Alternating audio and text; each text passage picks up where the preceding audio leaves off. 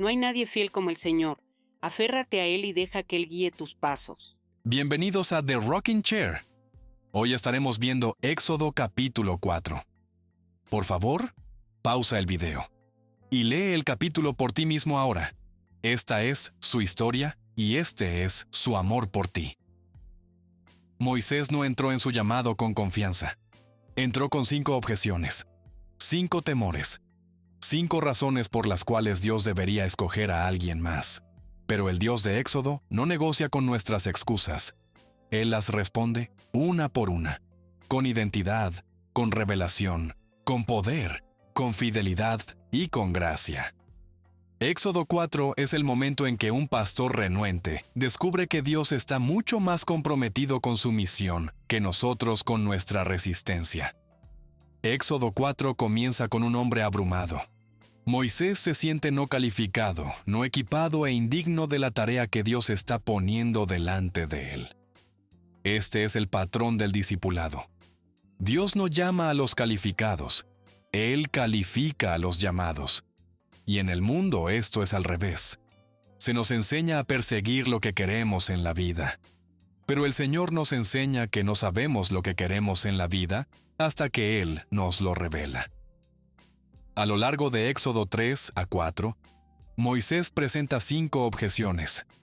Y cada una resuena a través de la Escritura, a través de Cristo, a través de la Iglesia y a través de nuestras propias vidas.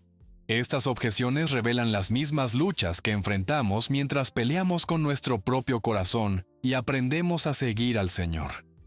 Y de manera sorprendente, cada objeción corresponde a un ministerio particular dentro de la Iglesia. Moisés le da a Dios 5 objeciones, y Pablo nos dice que Cristo le da a la Iglesia 5 ministerios: apóstoles, profetas, evangelistas, pastores y maestros. En el mismo patrón, Cristo mismo llevaría 5 heridas en su cuerpo, cada una respondiendo a la debilidad que Moisés expresó. Su mano izquierda fue traspasada, la mano de misericordia, guía e identidad. Su mano derecha fue traspasada, la mano de poder, autoridad y juicio. Su pie derecho fue traspasado, el pie que guía, que lleva el mensaje y que carga la prueba de autenticidad. Su pie izquierdo fue traspasado, el pie que sigue, trayendo doctrina y enseñanza después de que el mensaje ha sido confirmado. Y finalmente, su costado fue traspasado, y sangre y agua salieron. Así como Eva fue tomada del costado de Adán, la Iglesia fue tomada del costado de Cristo. De su costado herido, Él te escogió, a un precio. No te escogió por impulso. Pagó por ti antes de que tú jamás te comprometieras con Él. Y como si este patrón no fuera ya asombroso, el mismo Moisés escribiría 5 libros en respuesta a las 5 objeciones que levantó ante la zarza ardiente. Escribió Génesis en respuesta a ¿quién soy yo? Escribió Éxodo en respuesta a ¿cuál es tu nombre? Escribió Levítico para responder a su temor de que Israel no le creyera. Escribió Números desde su sentido de insuficiencia. Y escribió Deuteronomio en respuesta a su negativa final. Porque Deuteronomio es el libro de la segunda oportunidad. Cuando fallas en obedecer a Dios la primera vez, Él te da otra oportunidad para caminar en lo que te mandó. La primera objeción aparece en Éxodo 3, cuando Moisés pregunta: ¿pero quién soy yo para ser llamado a una misión así? Los versículos 10 a 11 dicen: así que ahora ve, yo te envío a Faraón para sacar de Egipto a mi pueblo, los israelitas. Pero Moisés dijo a Dios: ¿quién soy yo para ir ante Faraón y sacar de Egipto a los israelitas? Más tarde, Moisés escribiría el libro de Génesis, y al hacerlo respondió su propia pregunta.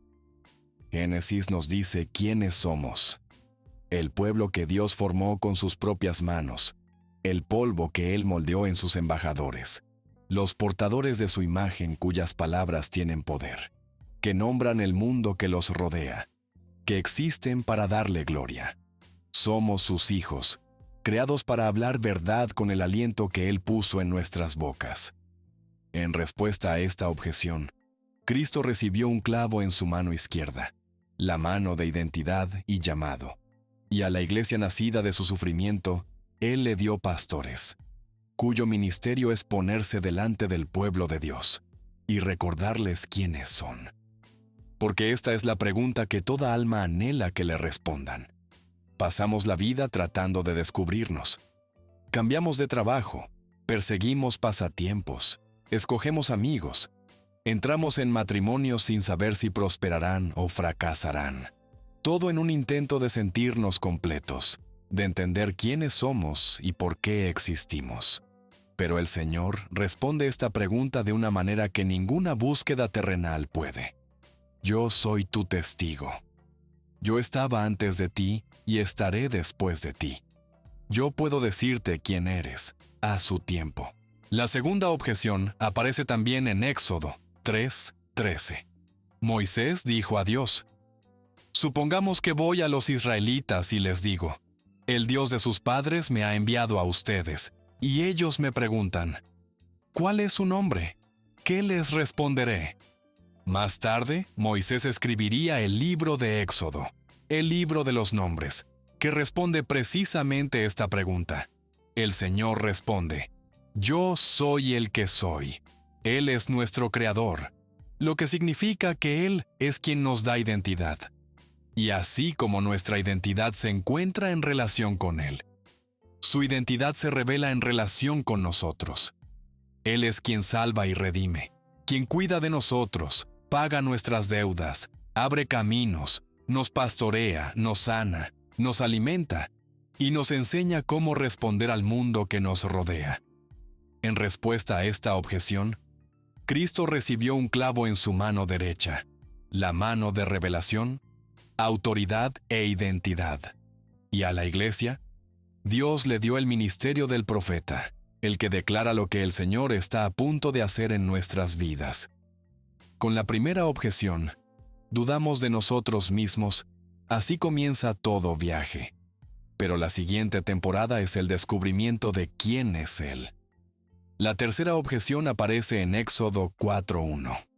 Moisés respondió: ¿y si no me creen ni me escuchan y me dicen, ¿el Señor no se te ha aparecido? Más tarde, Moisés escribiría el libro de Levítico, un libro que describe al pueblo de Dios, y cómo deben ser santos, apartados, diferentes, transformados. La santidad en la vida del creyente se convierte en un testimonio vivo, una demostración de poder que fluye del conocimiento íntimo de Dios. Nadie puede discutir con una vida cambiada. Nadie puede negar la experiencia de una persona. En respuesta a esta objeción, el Señor recibiría una herida en su pie derecho, el pie que lleva la prueba de autenticidad, el pie que guía con evidencia. Y para responder a este temor dentro de la iglesia, Cristo nos dio evangelistas, aquellos que llevan el evangelio de lugar en lugar, dando testimonio con señales, maravillas y la realidad innegable de una vida transformada. La cuarta objeción aparece en Éxodo 4:10. Moisés dijo al Señor: perdona a tu siervo, Señor. Nunca he sido elocuente, ni en el pasado ni desde que hablaste con tu siervo. Soy torpe de palabra y de lengua. Más tarde, Moisés escribiría el libro de Números, un libro que revela la fidelidad de Dios, un Dios que completa la misión a pesar de nuestras fallas e insuficiencias. En Números leemos que Israel emprendió un viaje de 3 días, solo para llegar a su destino en un solo día. Es un milagro que nos enseña esta verdad. Aun cuando Israel solo podía avanzar cierta distancia por sí mismo, Dios podía suplir lo que faltaba con su poder. En respuesta a esta objeción, Cristo fue herido en su pie izquierdo, el pie que sigue, el pie que trae doctrina y enseñanza a los que no saben. Y para suplir esta debilidad dentro de su pueblo, el Señor dio a su iglesia maestros, aquellos que toman las verdades de Dios y las hacen claras, firmes y accesibles para cada creyente. Por último, llegamos a la objeción final en Éxodo 4:13. Pero Moisés dijo: «Perdona a tu siervo, Señor. Por favor, envía a otro». Moisés se ha quedado sin excusas. Simplemente le pide a Dios que escoja a otra persona. No quiere esta misión. No quiere que la vida tranquila que construyó en Madián, su familia, su rutina, su paz, sea destruida por un llamado que nunca pidió. Más tarde, Moisés escribiría el libro de Deuteronomio, el quinto libro que escribió en respuesta a su quinta objeción. Deuteronomio es Moisés, repitiendo todo lo que ya había enseñado a Israel. Cada mandato, cada advertencia, cada promesa, dicho nuevamente. Y para el creyente, esto revela una verdad profunda. A veces comienzas bien. Llegas a tu propia zarza ardiente. Escuchas la voz del Creador del universo. Pero en algún punto del camino, te niegas, o te apartas, o fallas. Comenzaste con fuego, pero algo se rompió. Te descontrolaste, perdiste el paso. Deuteronomio es la segunda oportunidad. Es Dios repitiendo la oferta. En respuesta a esta última objeción, Cristo recibió la lanza en su costado, la herida de la cual nacería su iglesia. Fue torturado para tu sanidad. Fue clavado en la cruz para tu salvación, pero recibió un golpe de muerte en su costado para declarar: te quiero sin importar qué. Te quiero a pesar de tus objeciones. Te quiero incluso después de que me negaste. Te quiero aunque comenzaste bien y no pudiste terminar. Y para esta objeción, el Señor dio a su iglesia apóstoles. Temo que hemos olvidado lo que significa esa palabra. Su significado se encuentra en las vidas de los apóstoles originales. Hombres que sufrirían e incluso entregarían sus vidas para restaurarte y corregirte. Ellos son los que vienen por ti cuando te has apartado, los que se niegan a detenerse hasta que seas restaurado. No puedes disuadirlos, no quieren dinero, no quieren comodidad, no negocian. Están en una misión del mismo Señor y están dispuestos a morir para traerte de regreso a casa. Ahora bien, Dios no envía a Moisés a Egipto con las manos vacías. En las manos de un hombre tembloroso, Él coloca 3 señales proféticas, 3 parábolas vivientes, 3 ventanas hacia el Evangelio mucho antes del Calvario. Cada señal no es simplemente un milagro, es una revelación. Una puerta hacia Cristo, un capítulo de la Torá, un vistazo a la iglesia. Leemos acerca de la primera señal dada a Moisés, comenzando en el versículo 2 del capítulo 4. Entonces el Señor le dijo: ¿qué es eso que tienes en la mano? Un bastón, respondió él. El Señor dijo: tíralo al suelo. Moisés lo tiró al suelo y se convirtió en una serpiente, y él huyó de ella. Entonces el Señor le dijo: extiende tu mano y tómala por la cola. Así que Moisés extendió la mano y tomó la serpiente, y ésta volvió a convertirse en un bastón en su mano. Moisés se presenta delante del Señor con nada más que un bastón de pastor, la herramienta de un vagabundo, el símbolo de un hombre que ha pasado 40 años escondiéndose de su pasado. Pero en las manos de Dios, aún lo ordinario se vuelve profético. Tíralo al suelo, dice el Señor. El bastón golpea la tierra y se convierte en una serpiente, y Moisés hace lo que todo hijo de Adán ha hecho desde el Edén: huye de la maldición. Corre de aquello que le recuerda su fracaso, su miedo, su caída. Pero Dios lo llama de regreso hacia aquello que teme. Extiende tu mano, ordena Dios, y tómala por la cola. Este es el Evangelio. Cristo hace lo que Adán no pudo. Él no huye de la serpiente, Él la toma, abraza la maldición, se hace pecado por nosotros.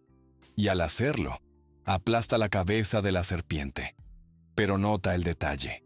Dios le dice a Moisés que tome la serpiente por la cola. La cola representa el final de la serpiente, el final de la maldición, que es la muerte. La historia del Evangelio no está completa hasta que la muerte misma sea derrotada. Este momento en Éxodo 4 es una profecía. La cabeza de la serpiente marca el comienzo de nuestra caída, pero la cola marca el final de su dominio. Y Dios está declarando aquí que Él derrotará a la serpiente no solo al principio, sino al final, en la muerte. Cuando Moisés toma la serpiente, ésta vuelve a ser un bastón, autoridad restaurada, identidad restaurada, dominio restaurado. Vida, flecha, muerte, flecha, vida. Esto es resurrección en símbolo. Esto es Génesis contado de nuevo. Esto es la iglesia recibiendo de vuelta la autoridad que Adán perdió. Comenzando en el versículo 6, el Señor le da a Moisés la segunda señal milagrosa. Entonces el Señor dijo: «Pon tu mano dentro de tu manto». Así que Moisés puso su mano dentro de su manto, y cuando la sacó, la piel estaba leprosa, se había vuelto blanca como la nieve. «Ahora vuelve a ponerla dentro de tu manto», dijo él. Moisés volvió a poner su mano dentro de su manto, y cuando la sacó, estaba restaurada, como el resto de su carne. El Señor le dice a Moisés que coloque su mano en su seno. La palabra que significa corazón. Moisés obedece, y cuando la saca, su mano está leprosa, blanca, muerta, corrompida. El mensaje es inconfundible. La corrupción no está allá afuera en Egipto, está dentro de ti. Esta es la condición humana. Esta es la enfermedad del alma. No necesitas temer ser corrompido por el mundo, porque la corrupción surge desde tu propio corazón. Es tu propia naturaleza la que intenta destruirte, pero Dios no ha terminado. Vuelve a poner tu mano en tu seno. Moisés obedece de nuevo, y cuando la saca, la mano está restaurada, completa, viva, resucitada. Esto es Cristo entrando en nuestra corrupción, tomando nuestro pecado en sí mismo, descendiendo a la muerte y emergiendo incorruptible. Esto es Levítico en un solo gesto: limpieza, santidad, comunión restaurada. Esto es la iglesia aprendiendo que la santificación no es automejoramiento, es vida de resurrección extendiéndose hacia afuera. Nuestra tercera señal comienza en el versículo 9. Pero si no creen estos dos signos ni te escuchan, toma un poco de agua del Nilo y derrámala sobre la tierra seca. El agua que tomes del río se convertirá en sangre sobre la tierra. Finalmente, el Señor le da a Moisés una tercera señal, una señal de juicio, pacto y redención. Toma agua del Nilo, dice Dios, y derrámala sobre la tierra seca. El Nilo es la fuente de vida de Egipto, el origen de su fuerza, su orgullo, su economía, su identidad. Pero cuando Moisés derrama el agua, se convierte en sangre. La vida se convierte en muerte. La bendición se convierte en juicio. El río que sostenía a Egipto se convierte en el río que lo condena. Esta es la cruz. Cristo derrama su vida, y su sangre se convierte en la línea divisoria entre juicio y misericordia, entre esclavitud y libertad, entre muerte y liberación. Esto es Éxodo, esto es Pascua, esto es comunión. Y sin embargo, en el ministerio de Jesús, esta señal se invierte. Moisés convierte el agua en sangre, juicio. Jesús convierte el agua en vino, gozo. El vino es sangre transfigurada, el juicio absorbido en celebración. Puestas una al lado de la otra, las tres señales forman una sola historia profética. El bastón. Cristo toma la maldición y restaura la autoridad. La mano. Cristo toma nuestra corrupción y restaura la santidad. El agua. Cristo derrama su vida y restaura el pacto. Tres señales, 3 días, 3 testimonios. Antes de concluir este capítulo de Éxodo, debemos enfrentar uno de los encuentros más misteriosos de toda la Biblia.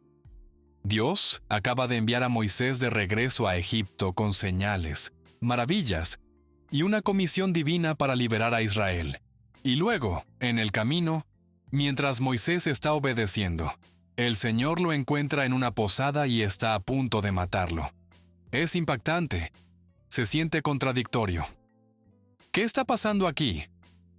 Éxodo 4:24-26 dice: En un lugar donde pasaron la noche en el camino, el Señor salió al encuentro de Moisés y estaba a punto de matarlo. Pero Séfora tomó un cuchillo de pedernal, cortó el prepucio de su hijo y tocó con él los pies de Moisés. «Ciertamente tú eres para mí un esposo de sangre», dijo ella. Entonces el Señor lo dejó. Muchas teorías se han ofrecido. Algunos dicen que Moisés enojó a Dios con su última objeción, y que Dios decidió matarlo después de todo.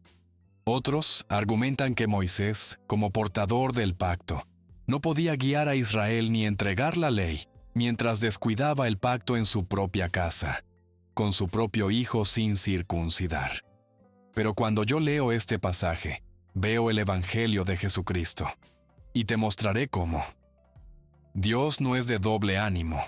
Él no envía a Moisés en una misión y luego de repente decide matarlo.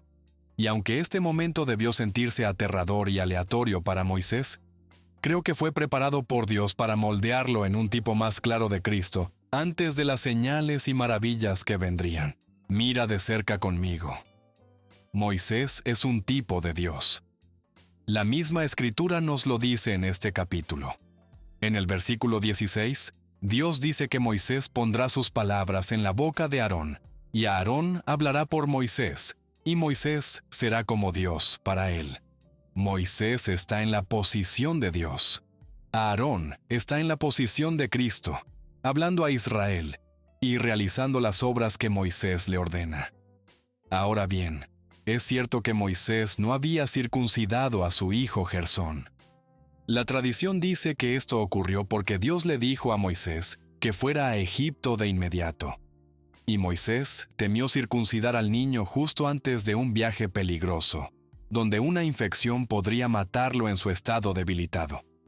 Así que Dios intercepta a Moisés, probablemente en la frontera de Egipto, y realiza una ceremonia que no sería entendida hasta la plenitud del Evangelio. Solo ahora, mirando hacia atrás, podemos ver lo que está sucediendo. Moisés, el tipo de Dios, están a punto de entrar en Egipto para salvar a Israel, pero Dios se interpone en su camino. Y la Escritura dice que Dios estaba a punto de matarlo. Séfora, la esposa de Moisés, actúa con revelación profética. Ella ve lo que Moisés aún no entiende. Toma un cuchillo de pedernal, circuncida a su hijo, el primogénito de Moisés, probablemente su único hijo en ese momento, y toca con el prepucio ensangrentado los pies de Moisés. E inmediatamente, Dios se hace a un lado. La amenaza desaparece, el camino queda abierto. Por causa de la sangre del hijo, a Moisés se le permite redimir a Israel. Déjame decirlo otra vez. Por el sacrificio de sangre del único hijo de Moisés, el Padre puede salvar a Israel. Séfora aplica la sangre que permite a Moisés completar la misión. En este momento vemos al Padre, al Hijo cuya sangre es derramada, y al Espíritu que aplica esa sangre. Esta escena se repite en la primera Pascua, cuando a cada hogar se le ordenó matar a un cordero primogénito, un cordero sin defecto, y aplicar su sangre a los postes de la puerta, el lugar por donde la gente entra y sale. Y cuando la sangre era aplicada, el destructor pasaba de largo, y nadie en esa casa moría. El patrón es inconfundible. Sangre aplicada, flecha, el juicio pasa flecha, la salvación avanza. Este es el Evangelio escondido en una posada camino a Egipto. Y esta es la historia de Dios. Y su historia es tu historia. En Éxodo 4, aprendemos que Dios no se dará por vencido contigo. A pesar de tus objeciones, a pesar de tus temores, Él espera. Él ofrece otra vez. Y otra vez. El precio por ti ya está pagado. Él no se va a ninguna parte. En tu caminar con el Señor habrá días gloriosos de éxito y días miserables de fracaso. Pero Dios no se va a ninguna parte. Él lo apostó todo por ti. Lo dejó todo sobre la mesa. Cuando se hizo la pregunta, ¿cuánto estás dispuesto a pagar por ellos? Él lo dio todo. Dio el trono. Dio el reino. Se dio a sí mismo. El enemigo ni siquiera pedía tanto, pero sin dudarlo, Él pagó el precio más alto. ¿De verdad crees que se rendiría contigo ahora? Pablo lo dijo así: cuando todavía éramos enemigos de Dios, Cristo murió por nosotros. ¿Cuánto más nos salvará ahora que somos sus amigos? Y Isaías dice: vengan ahora y razonemos juntos, dice el Señor. Aunque sus pecados sean como escarlata, serán blancos como la nieve. Aunque sean rojos como el carmesí, serán como la lana. Este es The Rocking Chair, y estás escuchando mis Permutations. El próximo video de The Rocking Chair será sobre Éxodo capítulo 5. Sus tiernas misericordias son nuevas cada mañana. Su amor nunca falla. No hay nadie tan fiel como el Señor. Él es un verdadero amigo que permanece más cerca que un hermano. Esta es su historia, y este es su amor por ti.